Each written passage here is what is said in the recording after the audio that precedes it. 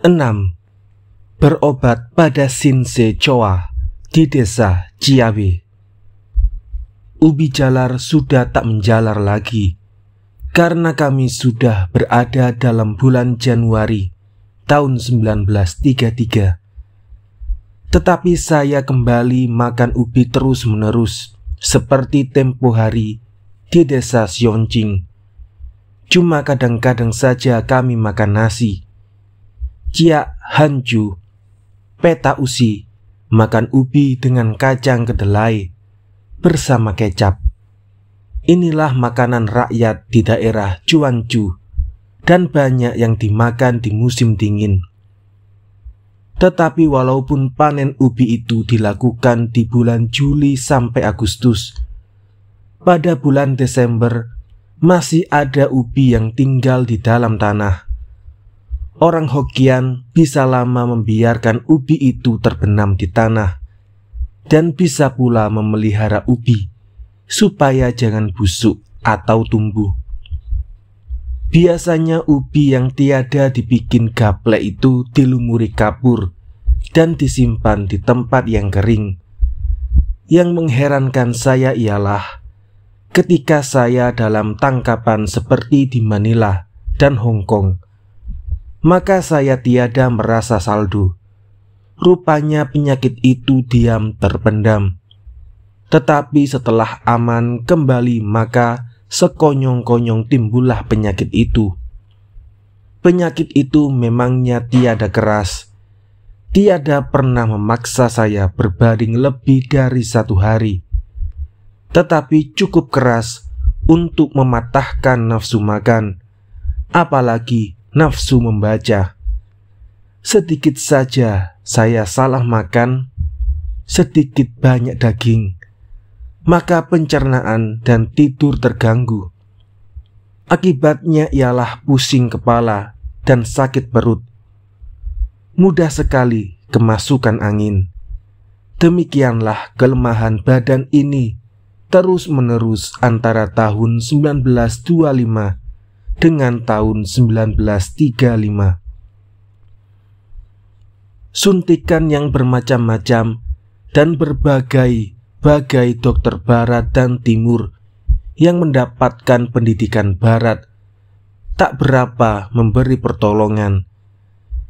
Di sini saya mau menenangkan bahwa tiada mengurangkan penghargaan saya terhadap dokter barat yang berdasarkan sains, ilmu bukti, bahwa tinggi sekali penghargaan saya terhadap dukun dan jamu, obat-obatan Tionghoa. Banyak dipersoalkan kemanjuran obat kaum dukun Tionghoa itu. Ada yang pro dan ada pula yang anti, di antaranya para dokter barat terhadap jamu Indonesia. Tentang diri saya, boleh saya katakan bahwa kelemahan badan ini disembuhkan oleh jamunya dukun Tionghoa. Obat yang saya terima dari bermacam dokter dari berbagai bangsa di beberapa kota besar di Asia tiada menyembuhkan. Baru di Iwe, saya merasa pertama kali jamu bisa menguasai kelemahan yang sudah bertahun-tahun. Artinya bisa makan sekedarnya gemuk atau daging dengan tiada mengganggu pencernaan dan tidur yang mengakibatkan lesu dan sakit kepala. Dukun Tionghoa yang tulen, ada pula yang palsu, tidak akan memberikan obat yang tiada langsung.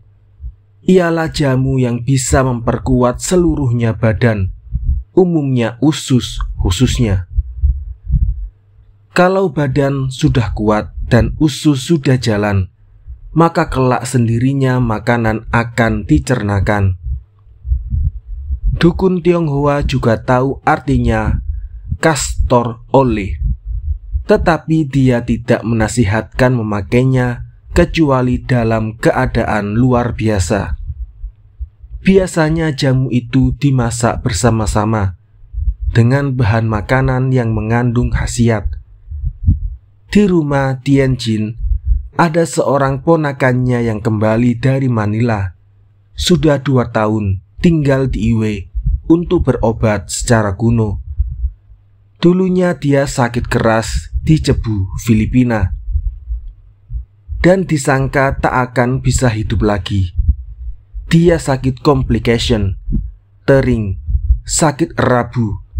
Sampai beberapa malam dia harus dijaga oleh 2-3 orang dokter. Apabila dia sedikit kuat, dia berangkat pulang ke Iwe, walaupun dokter tak mengizinkan.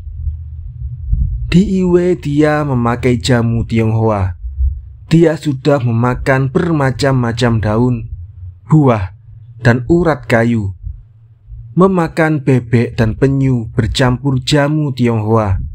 Sekarang dia sudah kuat seperti sedia kala dan sudah sanggup bekerja keras, mencangkul, dan memikul seperti seorang tani di Hokkien. Kesehatan itu dikembalikan oleh seorang Sinse yang tinggal lebih dari 1 jam perjalanan dari Iwe melalui desa Solau, dan akhirnya mendaki dan menuruni sebuah bukit. Lupa saya nama desa itu, mungkin juga Ciabe. Saya sebutkan saja Ciabe. Banyak cerita atau dongeng tentang kemanjuran jamunya Sinse di Ciabe. Nama penuhnya Sinse itu saya lupa, tetapi nama tutunannya Se. Saya masih ingat benar. Kami juga tidak biasa menyebut nama penuhnya. Kami biasa memanggil dia Sinse Choa. Dan saya masih ingat benar nama Sinse Choa dan Ciabe. Saya ingin berobat kepada Sinse Choa. Tianjin pun sudi mengantarkan saya ke desa Ciabe. Setelah memperlengkapi diri masing-masing dengan 1 pistol, maka pada suatu hari berangkatlah kami menuju ke desa Ciabe. Kebetulan saja Sinse Choa ada di rumah. Bukanlah adat Sinse Choa, begitu tamu atau pasien datang, begitu pula menanyakan penyakitnya, kami lebih dahulu diajak masuk ke kamar tamu. Di sini kami dijamu dengan teh atau air panas. Mulailah bercakap-cakap tentang perkara yang menarik perhatian di waktu itu. Sendirinya percakapan itu akhirnya menyimpang dari kedukunan atau obat-obatan. Sinse Choa dengan gembira menceritakan bermacam-macam penyakit yang sudah dilayaninya. Dia selalu siap sedia menceritakan sejarah kedukunannya Tionghoa. Tetapi seperti tiap-tiap dukun Tionghoa lainnya, dia akan menyimpan teguh rahasia jamu dan kedukunan yang dipusakakan oleh nenek moyangnya kepadanya. Dia akan pesankan pula kepada anak cucunya supaya beberapa rahasia tentang khasiat jamu, pencampuran jamu, dan cara mengobati disimpan rahasia seerat-eratnya. Tak boleh dibuka rahasia itu kepada yang bukan turunannya. Demikianlah kedukunan Tionghoa itu, kepintaran khususnya. Tidak menjadi kepunyaan nasional, melainkan tinggal dimonopoli oleh tiap-tiap keluarga saja. Lenyaplah pula kedukunan itu bersama lenyapnya keluarga itu. Demikianlah paham umum tentang kedukunan Tionghoa.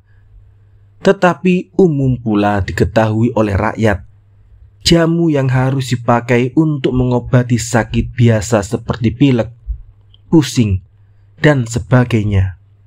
Sinse Choa tentulah tiada terkecuali dalam hal ini.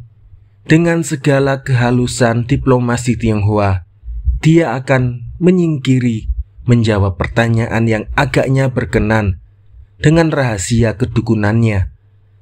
Dan dengan kehalusan Tionghoa pula, seorang tamu atau pasien akan menyingkiri segala pertanyaan yang rasanya bersangkutan dengan rahasia obat-obatan.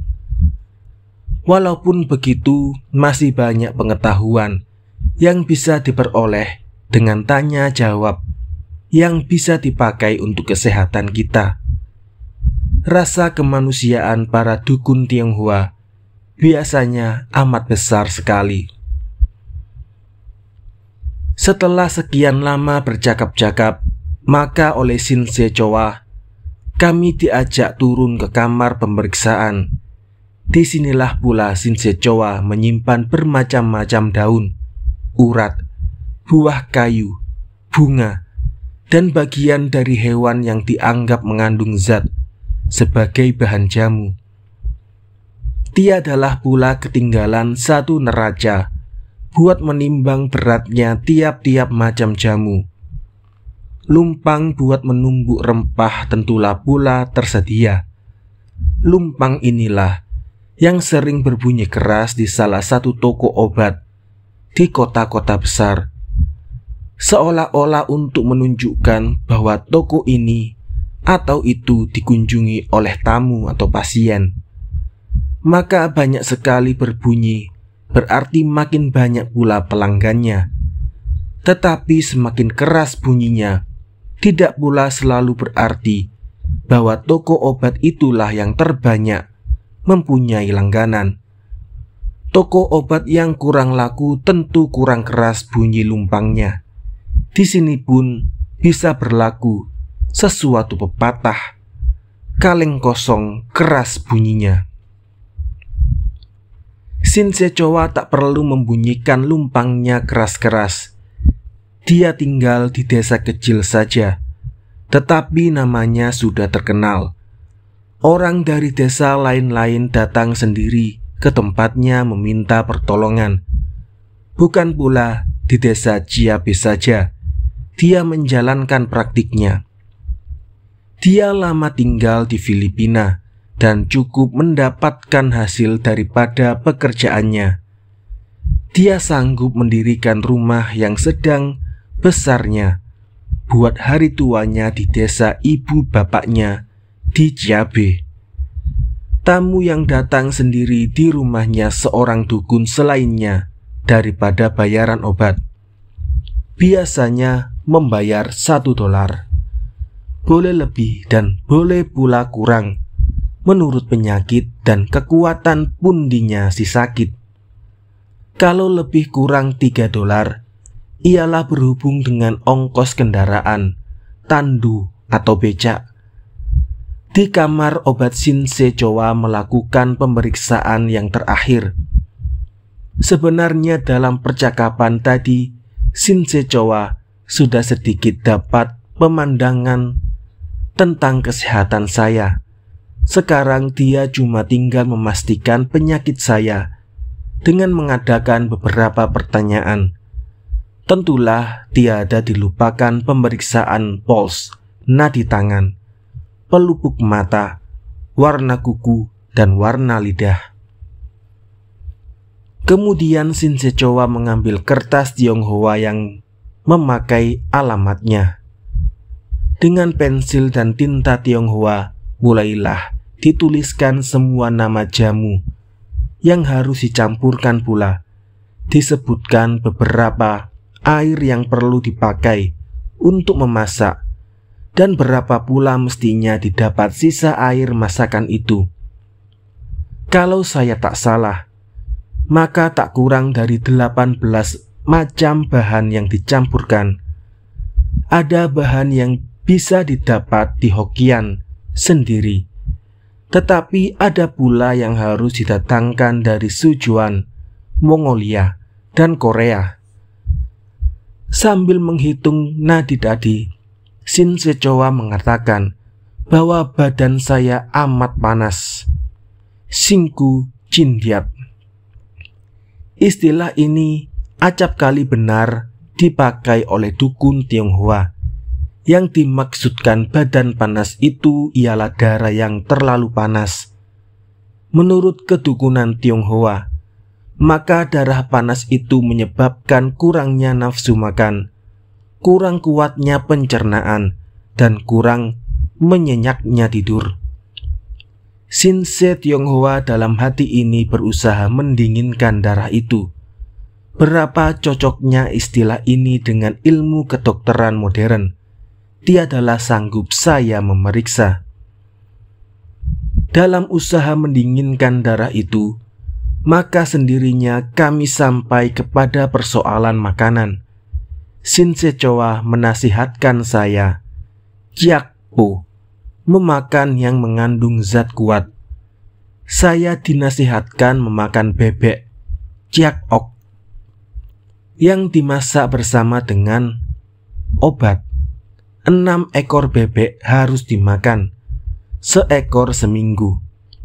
Jadi 1,5 bulan berturut-turut. Kemudian baiklah pula dimakan penyu, jiakpik, 1-2 ekor. Penyu itu ialah penyu selokan di dekat sawah. Makin tua penyunya makin baik. Buat bebek dan penyu, Shinse Chowa menuliskan resep jamu yang berlain-lain pula.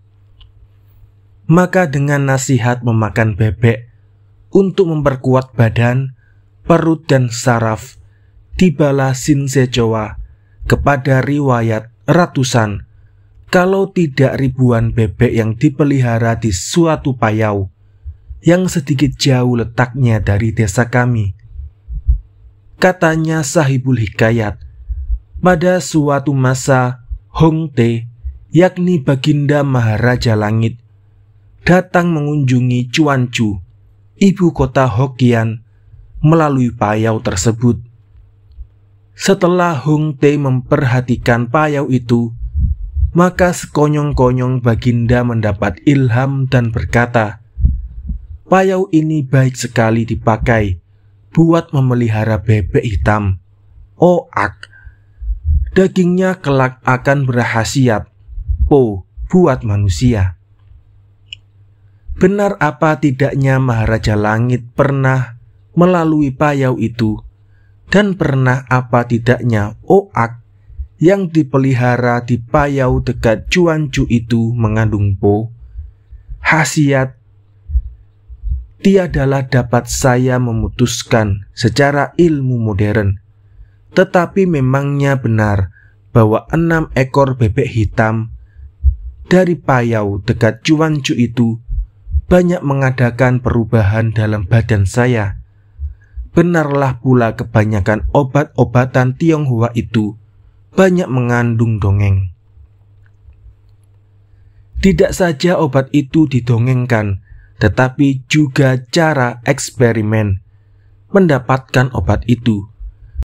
Sesungguhnya dongeng semacam itu sedap didengar oleh dan banyak memberi kepercayaan kepada yang berobat.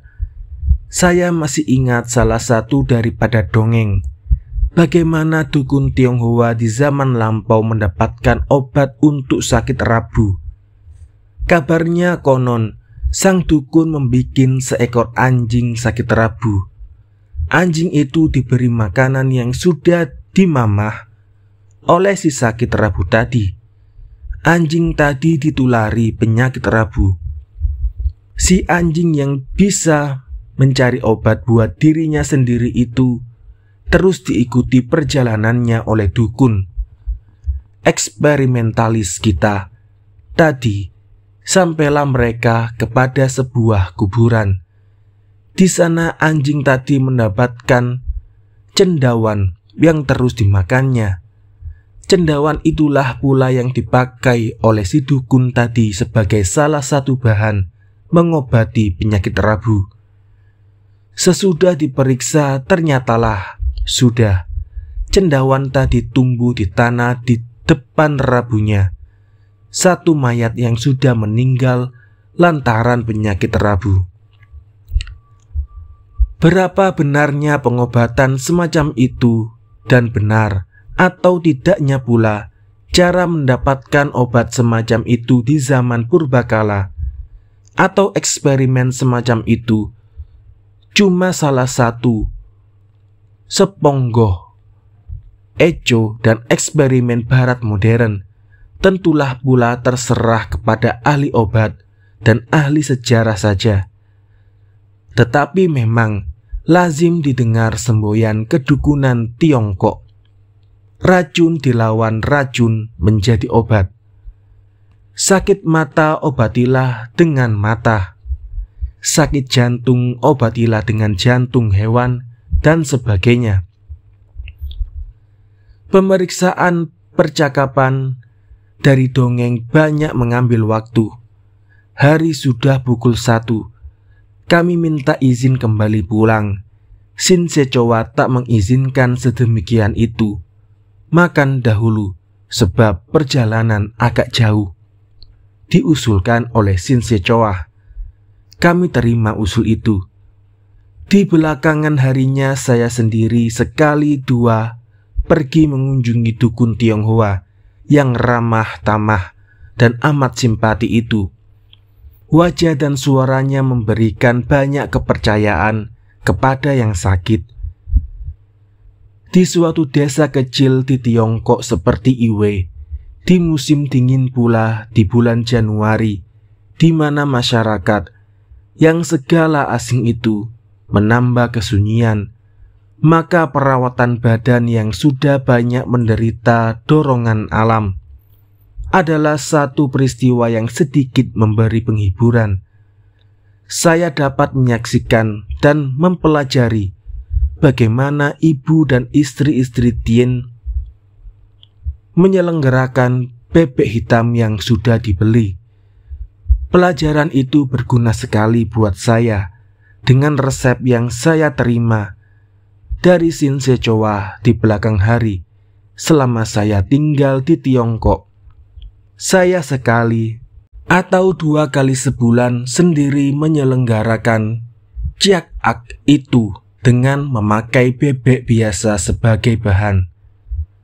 Di waktu malam sebelumnya tidur, kira-kira jam 10 datanglah periuk berisi makanan bebek ke kamar saya. Sekali makan habislah setengah bebek, dan setengah daripada kuahnya berisi sarinya jamu, serta patinya daging dan sumsumnya bebek. Minyaknya bebek hitam itu adalah 3 kali milimeter tebalnya. Semuanya dimakan dan diminum sepanas-panasnya. Dinasihatkan selalu bahwa sesudah makan haruslah tidur. Ciap pakun, menurut teori dukun, maka sedang kita tidur, obat itu bergerak sepanjang pembuluh darah, menambah darah yang kurang dan membersihkan yang kotor. Ciak pakun, demikianlah syaratnya Ciak Po itu. Dalam 1,5 bulan itu maka 12 kalilah saya jalankan Ciak pakun itu. Barulah saya menyelenggarakan Ciak Po itu dengan pek atau penyu sebagai bahan. Sari obat beserta patinya, daging, dan sumsumnya pek masuk pula ke dalam badan. Berbeda sekali dengan yang dahulu. Maka makan daging gemuk dan sumsum yang begitu banyak sama sekali tidak menimbulkan akibat seperti biasa lagi kepada saya. Tidak terganggu pencernaan dan tidak terganggu tidur. Bahkan Ciak pakun itu memangnya ciak, makan pa, kenyang, dan kun tidur yang nyenyak.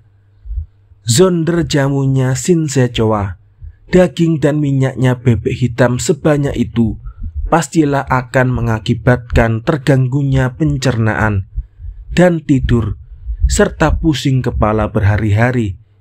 Tiadalah susah buat mempercayai bahwa makanan yang kaya dengan zat patri itu memberikan khasiat sepenuh-penuhnya. Terasalah dan ternyatalah di sini bahwa zat patri itu dimasukkan ke dalam badan kita dalam keadaan yang mudah dihancurkan. Jamulah yang disangka menjadi alat membantu usus menghancurkan makanan itu. Pada tingkat yang pertama, maka zat patri yang terdapat pada bebek dan penyu itu dengan bantuan jamu memperkuat badan dan usus.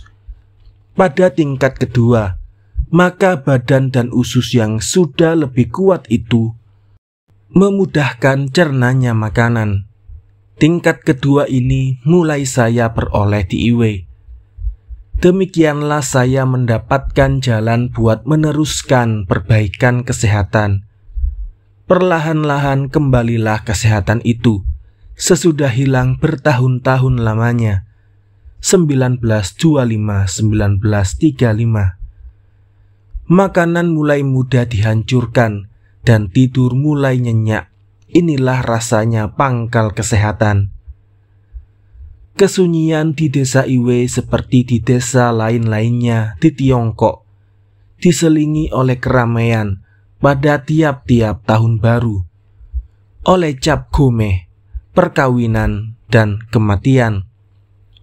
Tahun baru dan Cap Gome itu dilakukan di seluruhnya Tiongkok. Inilah hari besar nasional Tionghoa. Orang Tionghoa di seluruh negara leluhurnya pun tidak ketinggalan merayakannya. Kita cukup mengenal di Indonesia karena keramaian itu dilakukan dengan terbuka. Kematian Tionghoa buat kita mau tak mau terpaksa dimasukkan pada jenis keramaian juga. Bukan buat yang mendapat kemalangan itu sendiri, tetapi buat para pengunjung. Bersamaan seduh sedih serta ratap tangisnya keluarga yang kematian, kita menyaksikan bersamaan dengan upacara penguburan dengan cara besar-besaran. Saya kenal di desa Iwe seorang berpunya yang kematian bapak angkat untuk memperlihatkan terima kasihnya kepada yang meninggal, menghabiskan hampir semua hartanya untuk upacara penguburan. Kadang-kadang mayat itu dibalsem dan tiada dikuburkan sampai sebulan atau lebih. Hal ini acap kali terjadi di Hokkien karena yang meninggal mempunyai anak di Lamyu yang ditunggu kedatangan buat menyaksikan penguburan. 7. Adat perkawinan Tionghoa. Yang hendak saya uraikan sekedarnya di sini ialah peristiwa perkawinan, persiapan, dan upacara perkawinan itu mengambil tempo yang lama dan memakan ongkos yang besar.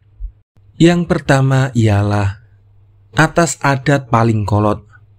Kedua, atas cara paling modern. Ketiga, atas aturan di tengah yang kedua itu. Saya cukup menyaksikan ketiga macam itu. Menurut adat kolot, maka mempelai dan anak dara atau sama lainnya tidak perlu kenal mengenal. Para pengantin dipertemukan oleh kemauan ibu bapak kedua belah pihak dengan perantaraan Minang, seorang tengku yang biasanya perempuan, yang menjadi syarat penting buat ibu bapaknya si bujang ialah kekayaan, kecantikan, kepatuhan, dan lain-lain. Si gadis yang akan diterima keluarga buat selama-lamanya.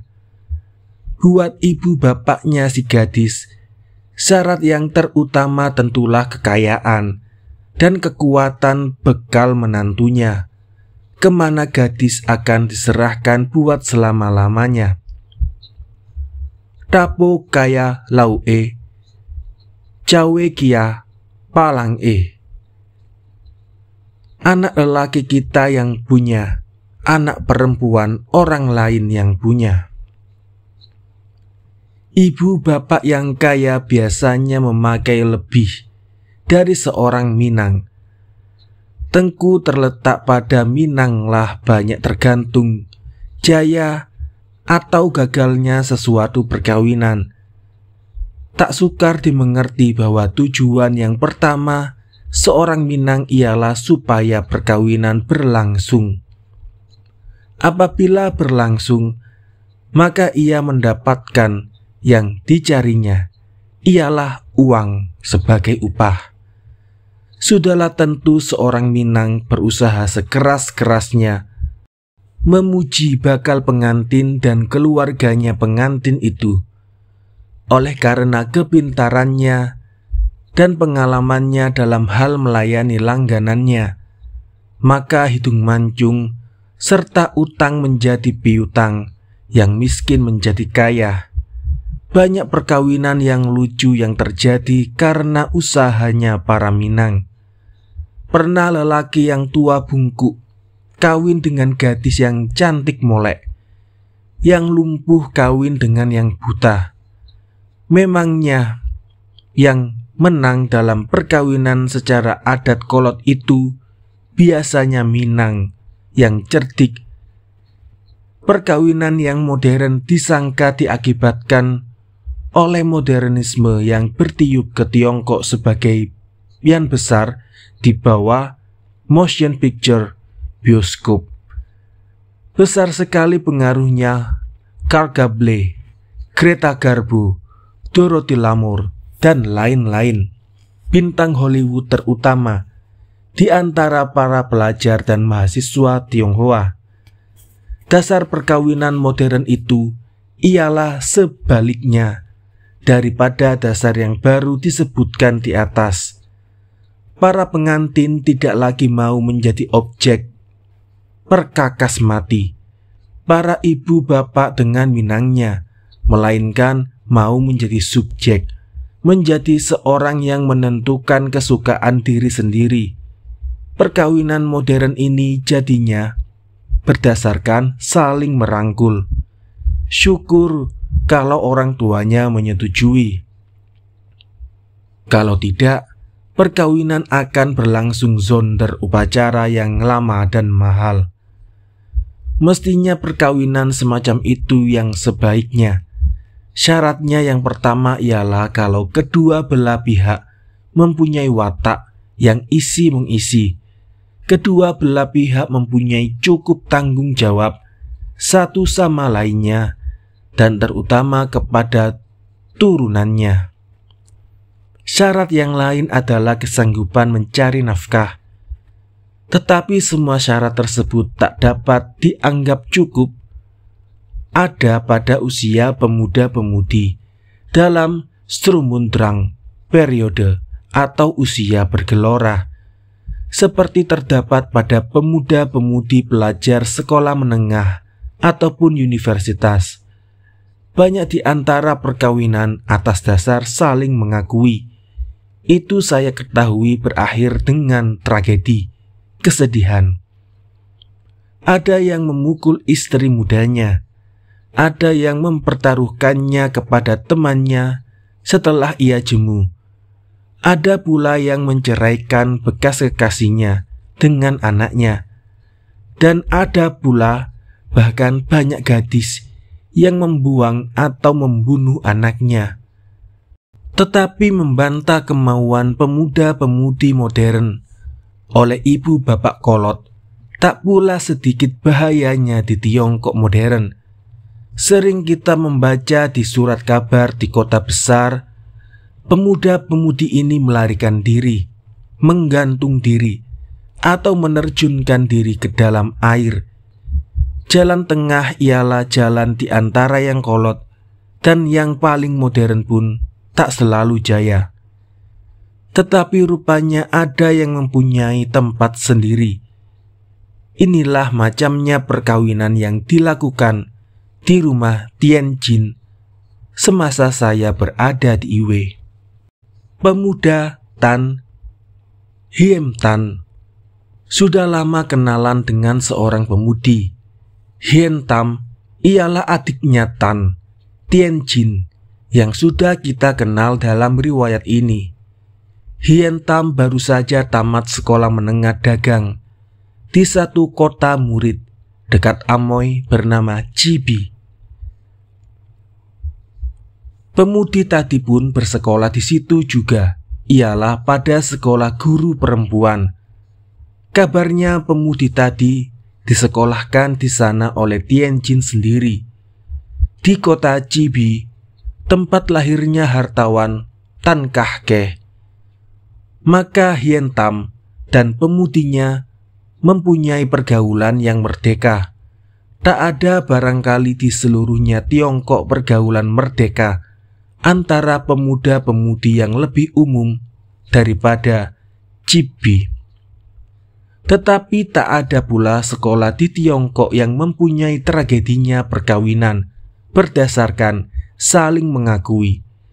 Dan pada Chibi, di mana kemajuannya, maka Chibi mempunyai lebih kurang 4.000 murid, dari sekolah Frobel sampai sekolah menengah tinggi. Sekolah menengah itu terdiri dari sekolah menengah dagang, perikanan, guru, dan umum. Semuanya murid tinggal di asrama di kota Chibi pula. Keterusan sekolah menengah Chibi ialah Amoy University. Kedua perguruan ini diongkosi oleh hartawan Tan Kah Keh yang tinggal di Singapura. Pergaulan merdeka antar pemuda-pemudi pelajar berlaku dengan leluasa, barangkali terlampau leluasa. Kesusastraan modern yang mengalir ke Chibi dengan leluasanya. Keleluasaan pemuda-pemudi pada hari libur mengunjungi lakon Hollywood di Amoy. Lakonnya percintaan manusia tak bekerja, yang tak tahu apa yang akan dipikulnya dengan uang dan apa yang bisa diperbuat oleh uang atas dirinya. Dan last but not least, Uncritical Mind dalam Strum and Drang, periode semangat yang tidak kritis di masa penggeloraan usia muda. Semuanya ini menjadi alat untuk mengubah perguruan Chibi menjadi pergurauan.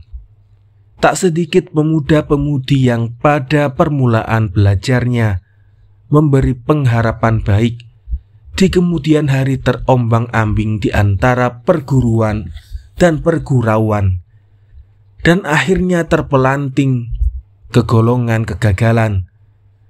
Dalam salah satu suratnya ke Chibi, hartawan Tan Kah Keh pernah mengemukakan kegagalan perguruan Chibi dengan koensnya, campuran laki perempuan, dan menyesalkan uang sejumlah 16 juta dolar yang sudah dikeluarkan semenjak berdirinya. Hien Tam dan pemudinya tidak dapat menghindarkan diri daripada penggeloraan modernisme di seluruh dunia dan Tiongkok umumnya, serta di Chibi khususnya. Tetapi tiadalah pula mereka melampaui garis yang dianggap larangan oleh masyarakat Tionghoa di masa itu. Mereka bersamaan pergi sekolah ke Chibi, yang setengah hari perjalanan jauhnya dari desanya. Bersama-sama pula mereka pulang ke desanya di waktu liburan. Lupa saya nama desanya pemudi itu. Mungkin Lam O. Saya namai saja Lam O. Letaknya tak jauh dari kota Kunci. Meskipun pergaulan Hien Tam dan pemudinya dipandang dari sudut masyarakat pemuda-pemudi Chibi biasa saja, tetapi untuk desa Lam O, perbuatan Hien Tam dan pemudinya pergi ke sekolah dan bersama pulang ke desa, dan berbicara pula satu sama lainnya di rumah pemudi itu, sudah terlalu melanggar adat istiadat. Walaupun semenjak beberapa lama mereka sudah bertunangan. Memang, kapankah di seluruh sejarahnya desa Lam O pernah bujang gadis bertunangan, bersama pergi jauh dan bersama pulang ke desa, dan bercakap-cakap pula satu sama lainnya di rumah bakal mertuanya? Ini terlalu. Pernah Hien Tam di waktu liburan datang dari Iwe ke Lam-o untuk mengunjungi bakal tunangannya, diancam oleh penduduk Lam-o buat diserobot. Hien Tam tiada mengindahkan ancaman itu. Dia pergi juga ke sana dengan bersenjata.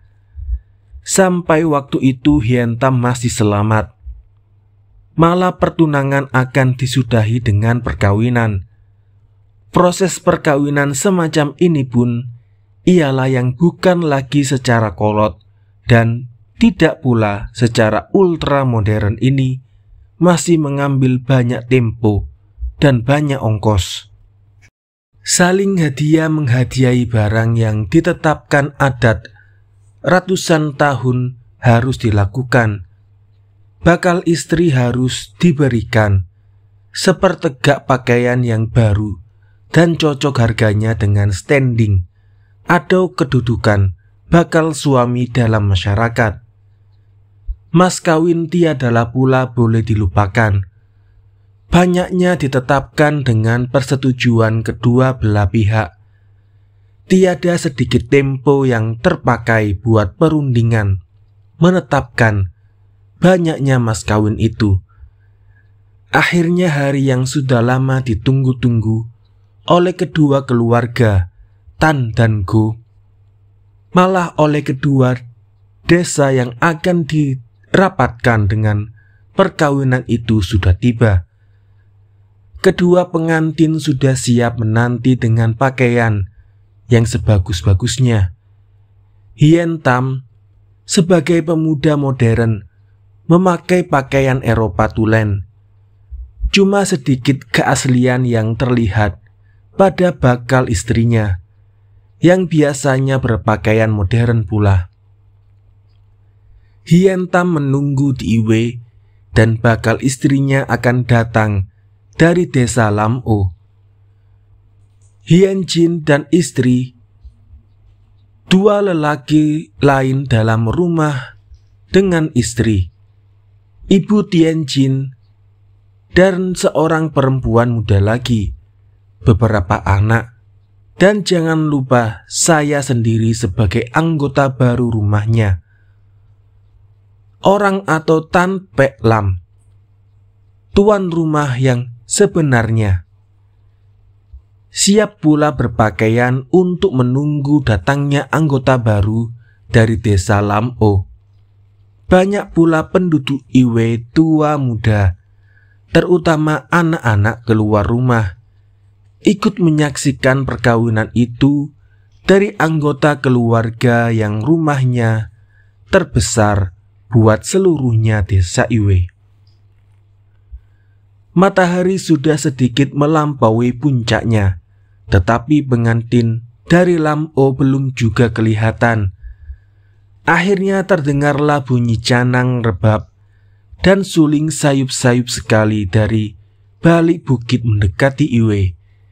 Bunyi yang pertama kedengaran itu disambut oleh para penunggu dengan suara riuh gembira. Lela, lela, sudah tiba. Sudah tiba. Suara orkes Tionghoa itu makin lama makin keras seperti pula suara para penyambut. Setelah sampai di hadapan rumah, maka tandu pengangkat pengantin dan dayang-dayang yang mengantarkan diberhentikan.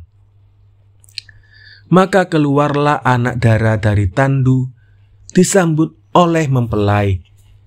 Di antara para keluarga dan para penonton, dan dipapa masuk ke rumah dari kamar pengantin yang sudah lama dipersiapkan dan dihiasi.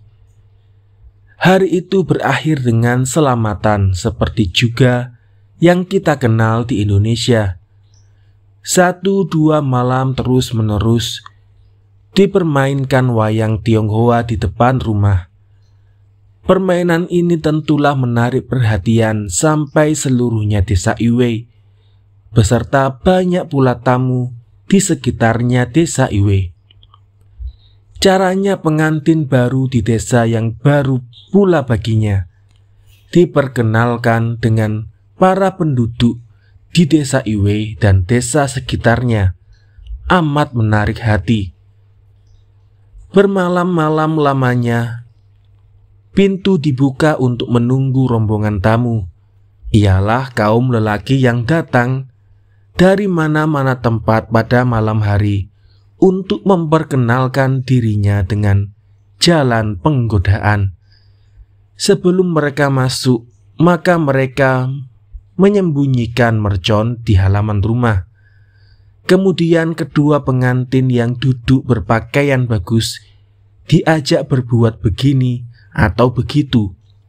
Ada saja yang dipikirkan oleh para tamu untuk menguji dan mengejutkan anak dara. Umpamanya mempelai disuruh menyajikan kue kepada anak daranya dan harus dimakan oleh anak daranya. Tetapi sampai di mulut, kue itu meletus karena berisi mercon. Mempelai dan anak dara tak boleh marah. Tetapi mempelai yang bijaksana dapat saja akal buat menghindarkan yang keterlaluan dan menjaga supaya istri mudanya jangan terkejut. Penggodaan ini pada 1-2 peristiwa dalam sejarahnya ada juga yang melanggar batas, seperti terjadi pada peloncoan para mahasiswa baru. Tetapi biasanya berlaku dengan menggembirakan dan bisa memperkenalkan semua pihak dengan cara lekas dan praktis. Buat mempelai dan anak dara secara kolot, memperluncukan sepasang merpati muda itu tentulah ada juga gunanya.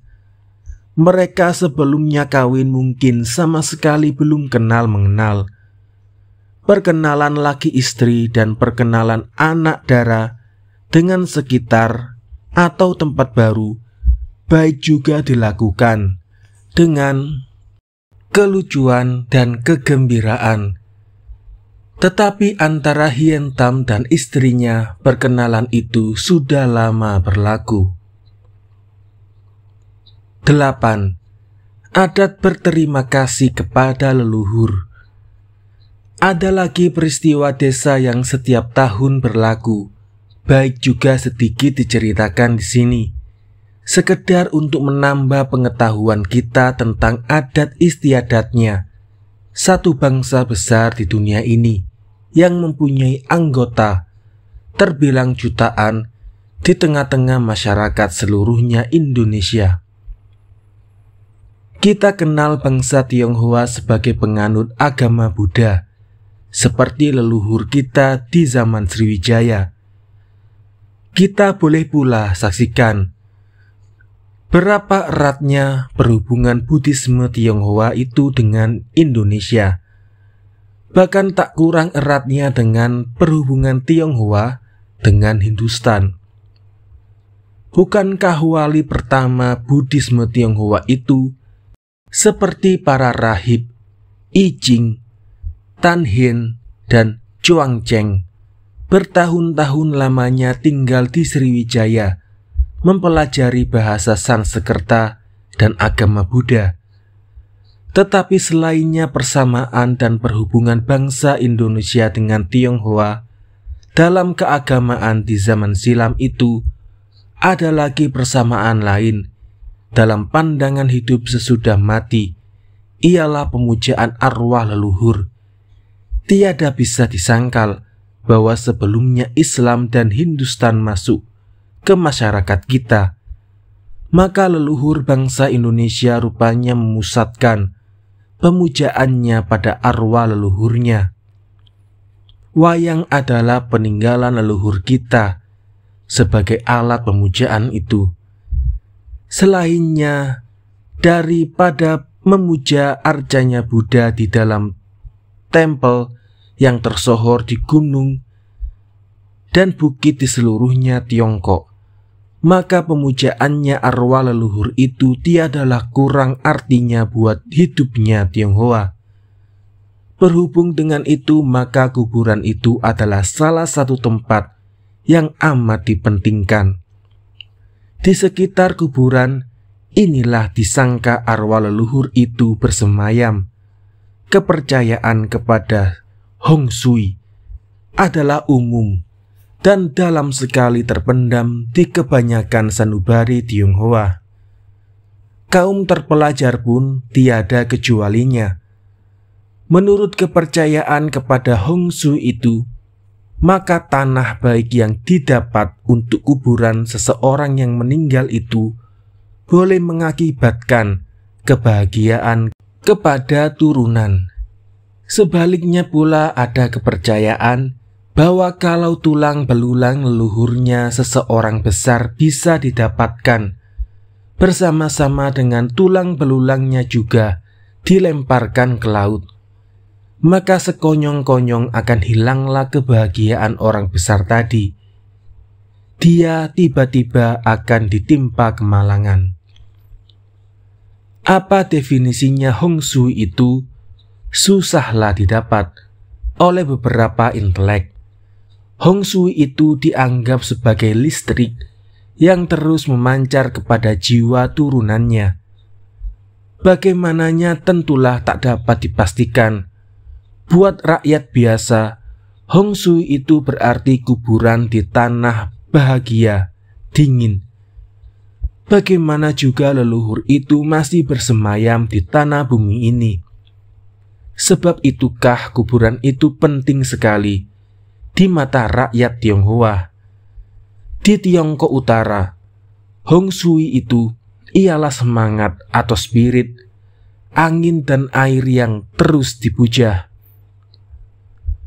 Sekali setahun, maka kuburan itu dibersihkan dengan upacara dan bakti di musim bunga, kuntum daun, dan bunga mulai keluar, dan alam seluruhnya bangun daripada tidurnya di musim dingin. Maka seluruhnya keluarga tua muda, laki perempuan, berpakaian bagus, dipimpin oleh lelaki tertua, berangkat dari kuburan ke kuburan, mengenali dan membersihkan kuburan leluhur, serta menyelenggarakan upacara pujaan, dan akhirnya memberi selamat tinggal kepada arwah leluhur itu dengan dentuman bedil berkali-kali. Tak ada kuburan dan sejarah arwahnya yang terkubur itu dilupakan. Bukankah tak ada bangsa di dunia ini yang lebih mengenal dan berterima kasih kepada leluhurnya itu? Terutama pula karena ucapan pemujaan itu dilakukan oleh anak lelakinya almarhum yang tertua. Maka malanglah seorang bapak yang tiada mempunyai anak lelaki. Bukan pula berarti bahwa anak perempuan Tionghoa menurut adat Tionghoa asli tiada berhak apa-apa seperti biasa dikatakan orang. Di semua keluarga di desa-desa yang saya kunjungi, besar sekali kekuasaan dan pengaruh perempuan.